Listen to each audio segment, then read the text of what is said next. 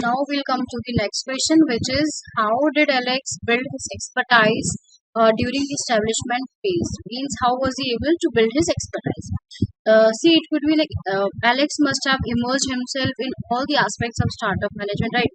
So from product development to the marketing, fundraising, and even to the business development. So he would have learned pivot his business model based on the market feedback. So through this way, he was able to expertise during the establishment phase. What does the next question says? It is about what motivated Alex to move into venture capital. Okay, so Alex developed a keen interest in the advertising and even the supporting early stages tech startups, right? So he saw an opportunity to leverage his expertise as an entrepreneur to help other founders succeed. Next question is what challenge did Alex face in his transition to venture capital? Means uh, Alex had to shift from an operational mindset to a strategic investor perspective, right? So he needed to build a relationship, or he needed to build a relationship with the entrepreneurs to evaluate the investment opportunities and to manage a diverse portfolio. Next question: how did Alex prepare for his transition into venture capital? So Alex networked with investors. He could have attended industry events, and we can say that he would have conducted extensive research on investment strategies and on the market trends, whatever are we running in the market. He could have also sought mentorship from the seasoned venture capitalists for the better efficiency in future and to transition into this venture capital. Now the next question is what skills and experiences from his previous role did Alex leverage in capital venture? So the next question is what skills and experiences from his previous roles did Alex leverage in venture capital? So Alex used his technical expertise to evaluate the technological driven startups, his entrepreneurial experiences, understand founder challenges. We can say he used his operational skills to add value to the company. Now, the next question: how did Alex plan for long-term career sustainability in venture capital? Okay, so Alex continued to expand his network, stay updated on industry developments, and mentor emerging entrepreneurs. Right. So he also explored. He would have explored opportunities for advisory roles and thought leadership in the tech ecosystem. What lesson can be drawn from Alex's career journey? So, what is the lesson that we can take from him? So, we have seen that Alex's journey it illustrates the importance of career calculated risk. Means continue learning should be there, leveraging the diverse experience should be there, navigate the career transition successfully. Once we are bored or once we are not fitted into some career, then we should be able to switch ourselves to some other career opportunities. This story highlighted that the potential for professionals to evolve from technical roles into the entrepreneurship venture and then later into the strategic investor roles. Now the next case study is about Mark's career in finance. Okay, what is the background of the study? Mark started his career as a financial analyst at a multinational bank and progressed to become a senior portfolio manager at an investment firm. So, first question is how did Mark's early career choices shape his professional trajectory? Means Mark was into the financial career. He was a financial analyst at a multinational bank and he progressed to become a senior portfolio manager at an investment firm. Means he switched his career. So we can say that Mark's decision to start as a financial analyst exposed him to financial modeling, to market analysis, to client relationships, and it provided him a solid foundation in finance. So the next question is what challenges did Mark face during the exploration phase of his career? Initially, Mark struggled with the steep learning curve of financial analysis, right? And then understanding the complex financial instruments, and which led him so he had to develop strong analytical skills and attention into details so as to be a these were the challenges that he faced in the exploration phase, right? So third question says, what motivated Mark to transition from financial analysis to portfolio management? Mark was motivated by the passion for investment strategies, means he always wanted to have a direct impact on managing client portfolios and generating returns, right? So what is the next question? How did Mark build his expertise during the establishment phase? So he could have took an increasing responsibilities in portfolio analysis and management. He could have pursued professional certifications like CFA, Chartered Financial Analyst, to enhance his credentials. What challenges did Mark face when transitioning into a senior portfolio role? Okay, there could have been many challenges which he would have faced while he transitioned himself into a senior portfolio manager role. Okay, so in it could be making strategies regarding the investment decisions, and it could be related to the navigating market volatility. It could be studying the market trends. There could have been many challenges. How did Mark overcome these challenges? Okay, he could have sought mentorship, we can say, from the seasoned portfolio managers, right?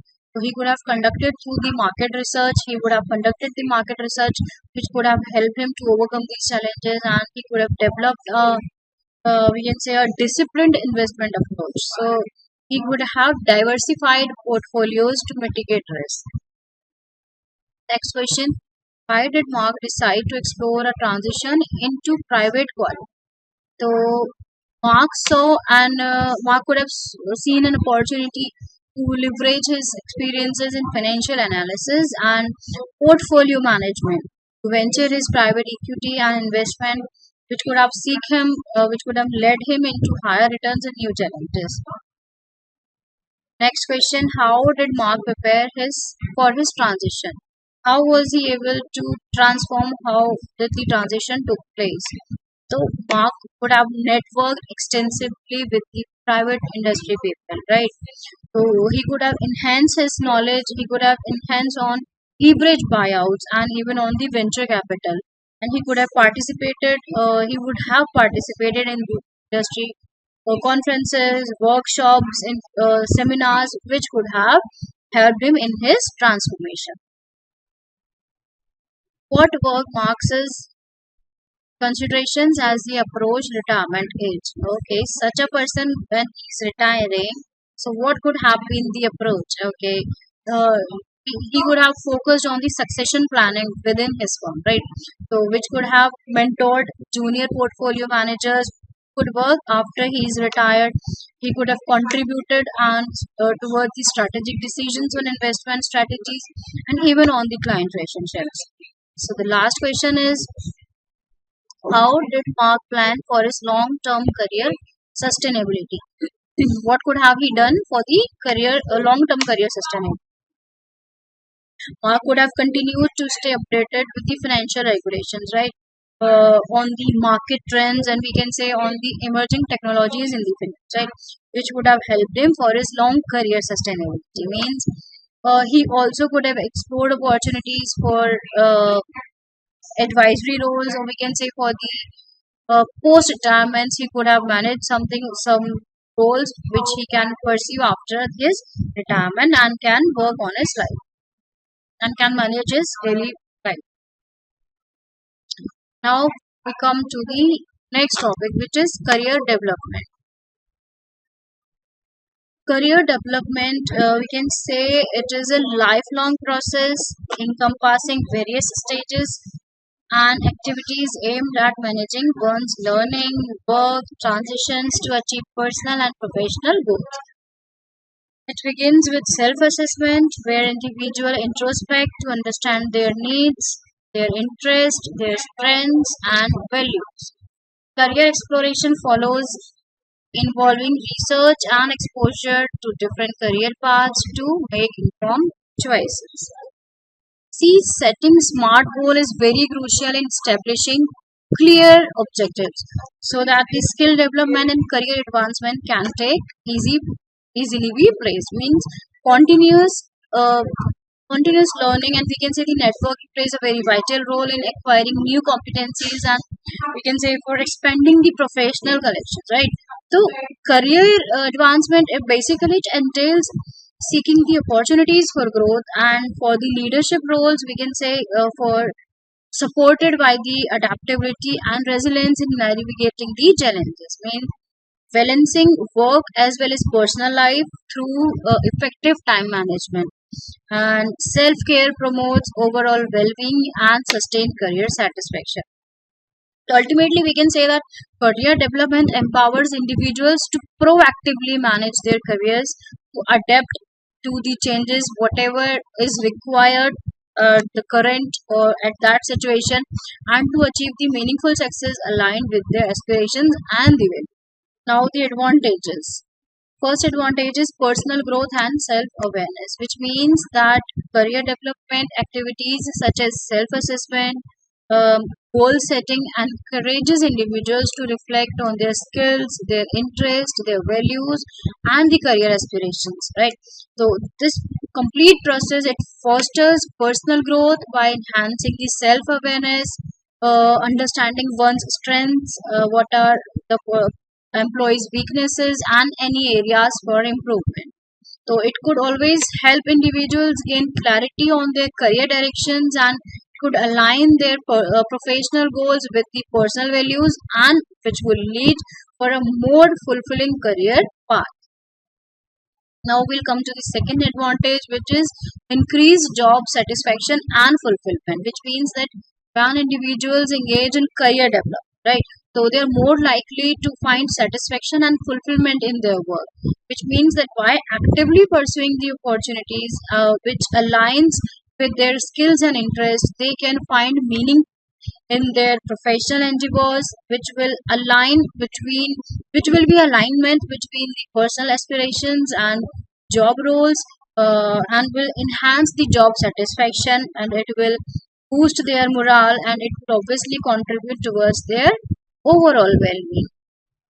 Now the third advantage is enhance employability and career advancement, which means acquiring new skills, new set of skills, competencies, and qualifications through career development, and the activities which could improve an individual's attractiveness towards the employers, right? So it broadens their professional capabilities, and it also helps them to prepare themselves for new challenges and responsibilities which they might face in future. This in turn increases their chances of career advancement. It would include opportunities for promotions, for their salary increases, and it could transition into more senior roles within their field.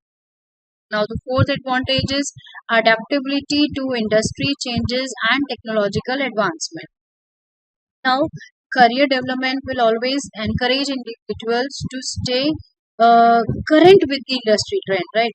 To be the advancing technologies and to evolve their job market demands, right? So, by continuously updating their skills and knowledge, or we can say they can enhance their adaptability towards the changes whatever are occurring in the industry.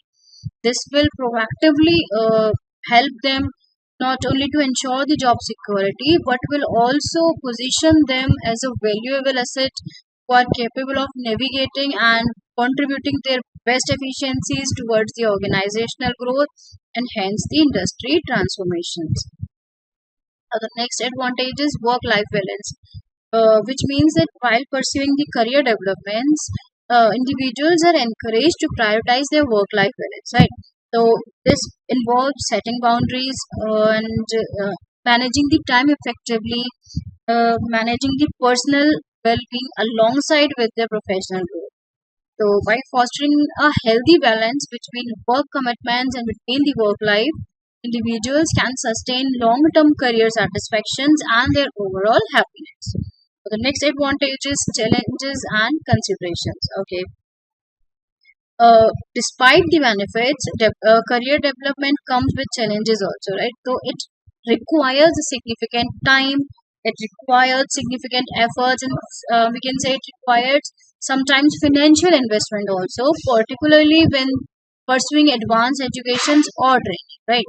So there are also inherent risks as well as uncertainties which are associated with career transitions, or we can say with the entrepreneurial ventures, right? Which may involve sacrifices and which may involve temporary setbacks. Moreover, the competitive nature of the career advancement can create pressure to to perform the higher level of their consistently higher level performance, which will potentially lead to stress or the burnouts, and if not managed effective. Now the last advantage is ethical decision making, which means that career development involves making ethical decisions that aligns with the personal values as well as with the professional integrity, right? So individuals may face dilemmas such as balancing career ambitions with their ethical considerations, with navigating organizational politics, or even with addressing the conflicts of interest in the organization or in the industry. So, practicing ethical decision making will always ensure that individuals pursue career goals in a manner that is fair, that is transparent, or we can say that aligns with the broader societal and organizational values. So, we can say that while career development offers substantial advantages in terms of personal growth, in terms of job satisfaction, and the points that we have studied right now, professional advancement, individuals must navigate its complexities thoughtfully, right?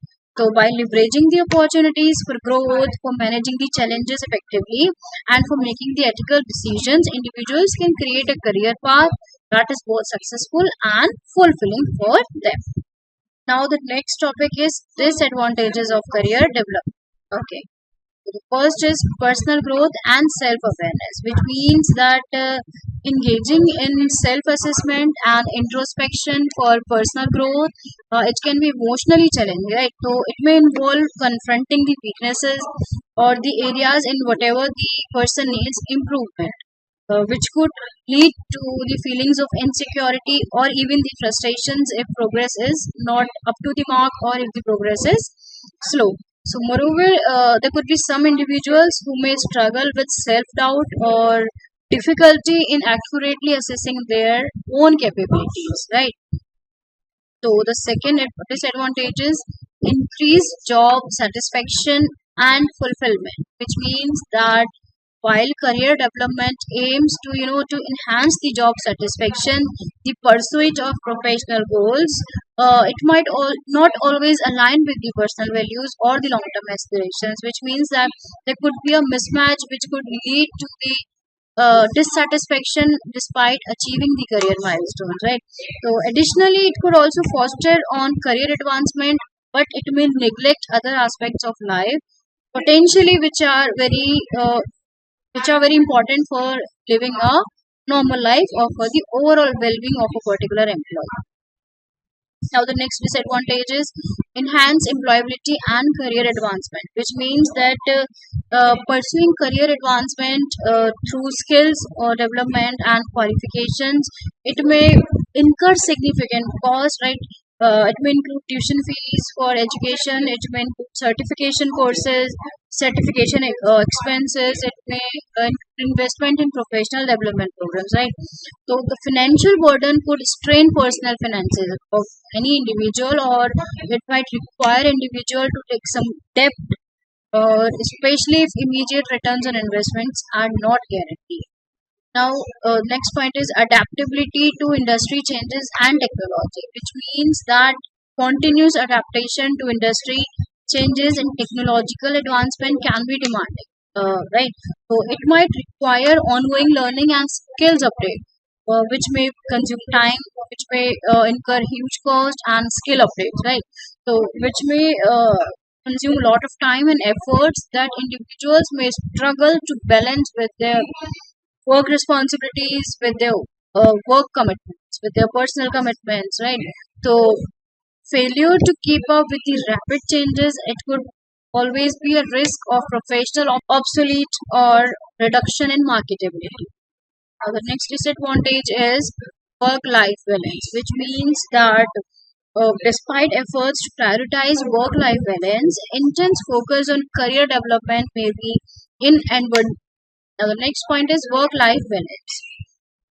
Like, despite efforts to prioritize work-life balance, so career development may also lead to neglecting personal relationships, right? To your hobbies, whatever you like, or the activities that contributes toward the overwhelming of a particular individual, right? So this might create an imbalance, or it might result in the stress. It could result in burnouts or to the strained relationships, right? Or it could also underdetermine the very satisfaction and even the fulfillment career development aims of the individual.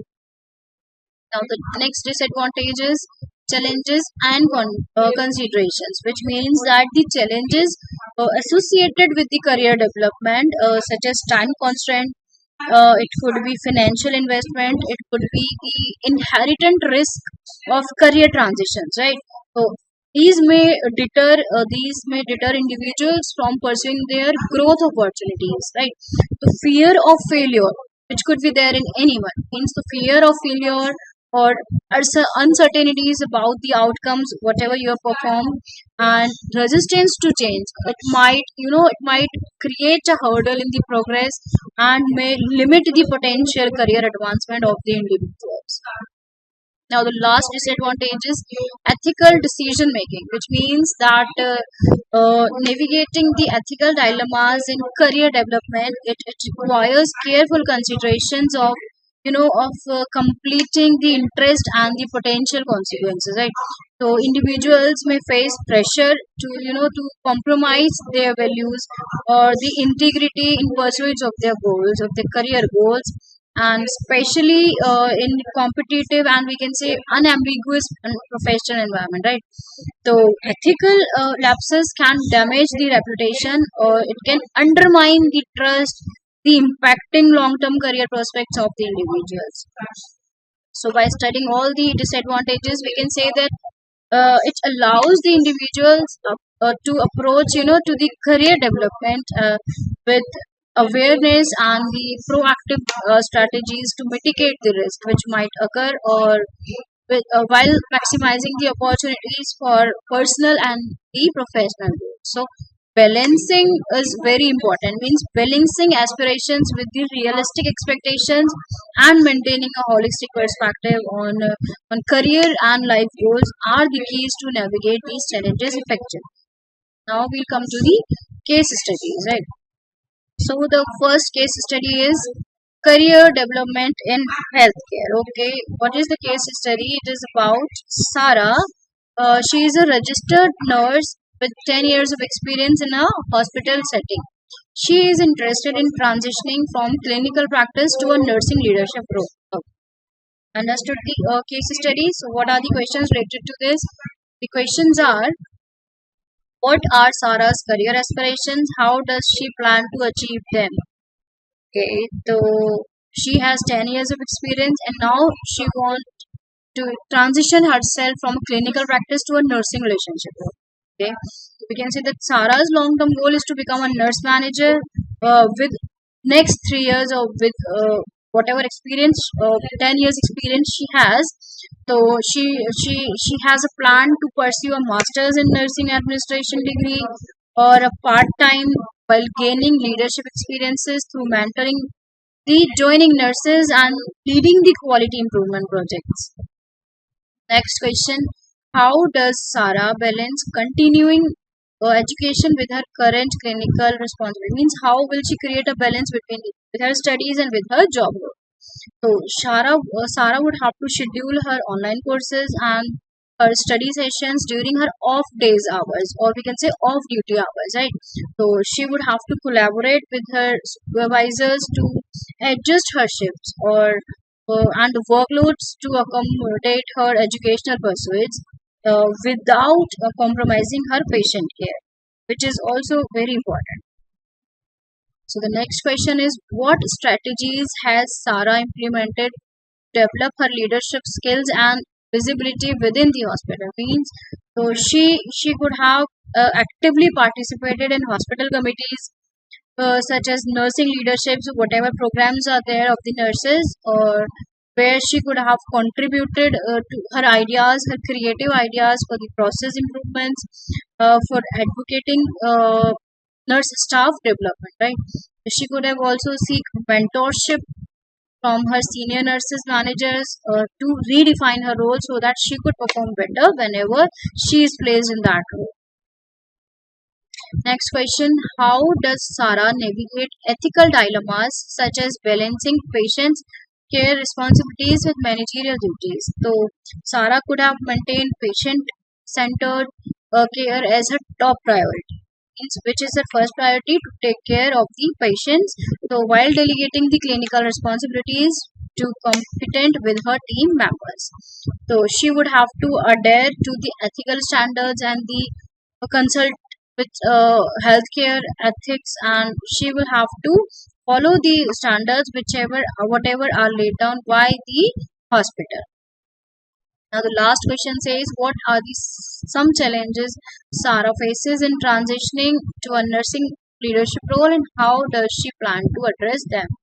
Okay, Sarah will acknowledge the challenges of transitioning from clinical practice to management. Okay, so such as uh, adjusting to administrative responsibilities and managing interpersonal dynamics. These could be the challenges that she might follow in future. So for that, she will attend leadership workshops or she will seek feedback from her experienced nurses managers so that she can redefine her roles, her skills, and can overcome the challenges whatever she is facing. Now we will come to the second case study, which is career development in education sector. The case study is about Michael. Michael is a teacher with 10 years of experience in a public school system. Okay, he aims to transition into an educational leadership role as a principal within the next 5 years. Okay, so what are Michael's career aspirations? What steps is he taking to achieve them? So Michael's aspiration is to become a school principal, right? So to influence the educational politics and to improve the students' outcome. So he would plan to pursue a master's in educational leadership, participate in professional development workshops and seminars so as to gain the administrative experience as well while leading the school committees and initiatives. Now the next question is, how does Michael balance professional development with his teaching responsibilities? So how will he create a balance between the two? So Michael will have to collaborate with school administration to align his teaching schedule with the professional development opportunities. He will have to attend the evening classes and summer institutes focused on educational leadership to enhance the skills while maintaining a high standard in his classroom. Now, third question: what strategies has Michael implemented to demonstrate leadership and initiatives within his school community? So, Michael will volunteer to chair curriculum development committees. He would volunteer to mentor new teachers, to organize the extracurricular activities, to foster a positive school culture. So he will have to actively engage with patients and stakeholders to build a community which supports the educational initiatives. Now the next question is, how does Michael navigate ethical dilemmas such as student discipline and staff management? He will have to create a balance, right? So Michael will prioritize fairness and consistency in student discipline policies, and he will have to ensure that the disciplinary actions are educational and supportive, right? So he will be promoting a collaborative work environment among the staff members, which resolves uh, Michael will have to collaborate, he will have to promote a collaborative work environment amongst staffs which can resolve the conflicts. Michael will actively engage with parents and with the, even with the stakeholders to build a community which supports the educational initiatives. Now, the next question is, how does Michael navigate with ethical dilemmas such as student discipline and staff management? So Michael will have to prioritize the fairness and the consistency in student discipline policy, right? Which will ensure that disciplinary actions are educational and supportive. He will have to promote a collaborative work environment among staff members, which will resolve the conflicts diplomatically and will uphold the confidentiality in the personal matters. The last question is, what are the some challenges Michael faces in transitioning to a principal role, and how does he plan to address them? Obviously, there would be certain challenges that Michael would be facing when he becomes a principal, right? So Michael might might acknowledge challenges such as administrating responsibilities. It could be related to budget management or even the stakeholders expectations, right? So he will have to seek mentorship from experienced principals, to to attend the leadership workshops and to conduct the research on best in educational leaderships and to prepare for these challenges. This way he can overcome the challenges which he might face in future. So both these case both these case studies, they provided the insights into the strategies, into the challenges, and even the ethical considerations which can be occur in the career development across different professions, right? So they illustrated how individuals can proactively manage their career paths and can navigate the complexities to achieve their professional aspirations.